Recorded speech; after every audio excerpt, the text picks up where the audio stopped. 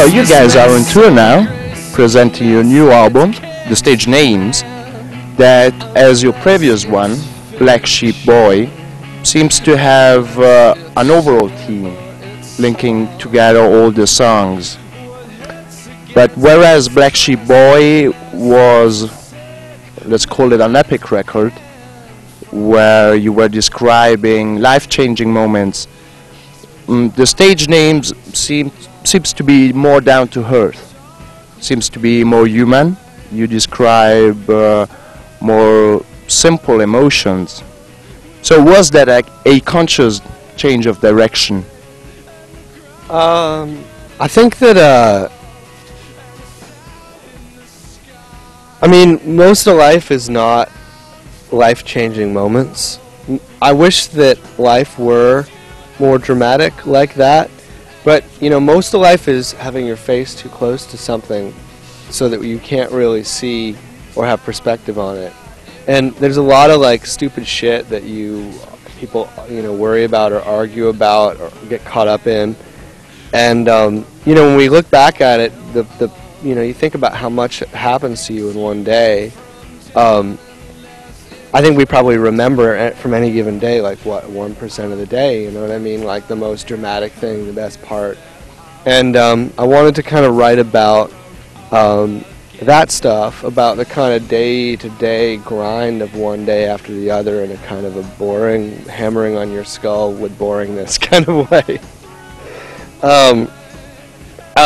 You know, and Black Sheep Boy was supposed to be very dramatic, but you know, at a certain point when you're being really dramatic repeatedly, that becomes like a crutch. And so it felt like more challenging to try to write an album that was more on the ground level of just ordinary experience than something that was like very heightened drama all the time. So yeah, I think that was a little bit what was going on with it. You know, and I wanted to make sure that, you know, Black Sheep Boy is a record of these kind of fairy tale characters, some of whom aren't even really people, you know, they're kind of like monsters and fairy tale characters out of a fairy tale. I wanted the stage names to be about people, you know, like you and me, like ordinary people. So as there is actually a theme linking together everything in your albums, do you think that nowadays, living in the era of MP3 players and downloading, people actually listen to an album all the way through? Maybe not. I don't know. I mean, I do. Some people I know do. Some people I know don't. I don't always. But I don't know. I mean, you know, it's not my job to be like a weather vane of what's happening with people, how people listen to music. And if I try to be that, then I'm just going to drive myself crazy, trying to imagine myself in somebody else's head. So, you know, and I don't mean to be like, to say, oh, you know, things, I mourn the loss of the album, and back in the old days, it was about an album. And I think that no matter whether you think something's good or bad, you have to try to be optimistic, because otherwise you just become a grumpy old man, like, really quickly. For me, I enjoy making a collection of something. You know, whether you're talking about like a fashion collection of outfits or like a collection of dishes on a menu to make something that will all work together, or a collection of photographs hanging in a gallery. It feels nice when everything's all together and has the different songs are talking to each other. You know, like they're all sitting in a room, a bunch of people sitting in a room, and they start to get to know each other and talk and share things. That's just fun for me. It's not to say that I feel like every record should be like that, or every Okkervil record should be like that. I just think that's fun. I don't know. Do you listen to whole albums, or do you skip around? Well, I always feel that, like you said, when you put something together as a collection, I try to respect the artist's, you know, aesthetic. When they put something together, I try to at least give it a listen or a few listens to try to see what they were after. Yeah. But at the same time, I do really enjoy making mixtapes, and you know, playlists or whatever are just digital mixtapes. So I don't think there's anything, you know, and the music horrid about that. The music belongs to everybody. I mean, like for example, I think that Ziggy Stardust, the David Bowie record, would be better if It Ain't Easy was not on it. That song doesn't really do it for me. So I don't have that song on my iPod. Okay. So, and that's a very normal thing. When I listen to that record, I always forget that It Ain't Easy is not on there, because in my version of it, it's not on there. And I think that's a really normal thing. Everybody's like that. They take the songs that... I mean, you have to listen to a song at least 3 times, I think, to decide if you really don't like it or do like it. But I like I like that. I think it gives everybody a chance to, in a very subtle way, be artistic with their listening. And it's subtle, but it's the same way as the artist choosing the songs. But yeah, I think you're right. You know, you respect the artist. You have to understand that whether or not the artist made a good decision or a bad decision, they thought about it really hard, and they cared about it more than you care, because it was their work.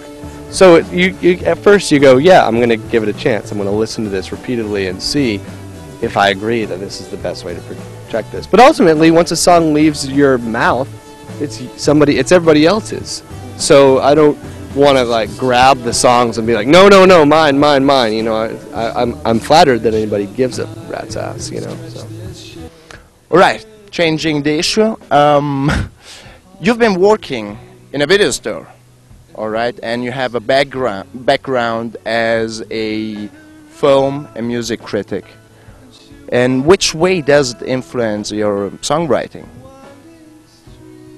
Well, I think, you know, I'm just a big fan of movies. You know, I worked at a video store for a long time, and I wrote film criticism.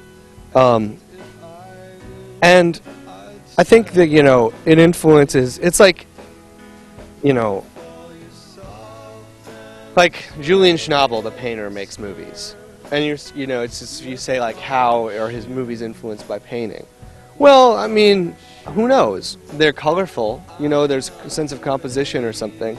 But isn't that the cinematographer's job? I don't know. I mean, I think that I'm influenced in the fact that I'm just a big fan. You know, I love movies, but I don't know. I mean, can you is cinematic for like using the word cinematic to describe music is only useful up to a point. I mean, a movie's not a song, you know. So I don't know. I mean, I think that ultimately it's just all about trying to make rock songs, you know. And maybe the lyrics of those songs or something are influenced by me being a big fan of movies or writing or something like that. But I'm a little bit suspicious of people. Like there were songwriters out there who were like, oh, you know, I'm really writing short stories, or like I'm really a poet or whatever, you know, and I'm just slumming in among the idiot songwriters, rubbing elbows with the dumb rock musicians when I really deserve to be, you know, sitting in front of a shelf of books, like smoking a pipe, you know, on the back of a dust jacket.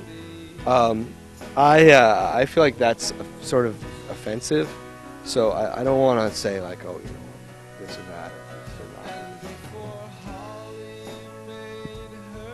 Thank you very much. That was it. It was very short, wasn't it?